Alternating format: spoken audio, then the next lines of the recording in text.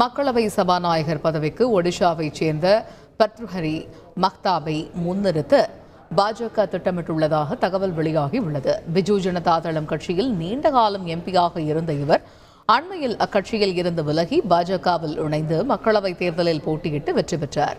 கடந்த 1998ஆம் ஆண்டு கட்டாக் மக்களவை தொகுதியில் போட்டியிட்டு வெற்றி பெற்ற பர்த்ருஹரி மக்தாப் அதன்பின் 1999, 2004, 2009, 2014, 2019 என அனைத்து மக்களவை தேர்தல்களிலும் தொடர்ச்சியாக வெற்றி பெற்று இம்முறையும் அதே தொகுதியில் இருந்து வெற்றி பெற்று தேர்ந்தெடுக்கப்பட்டுள்ளார். மிகச்சிறந்த நாடாளுமன்றத்திற்கான விருதை பெற்றுள்ள மக்தாப் 2017ஆம் ஆண்டு முதல் 2020 வரை தொடர்ந்து 4 ஆண்டுகளாக நாடாளுமன்றத்தில் சிறப்பான விவாதத்தை முன்னிறுத்தியதற்காக சன்சத் ரத்னா விருதையும் பெற்றுள்ளார். 17வது மக்களவை சபாநாயகர்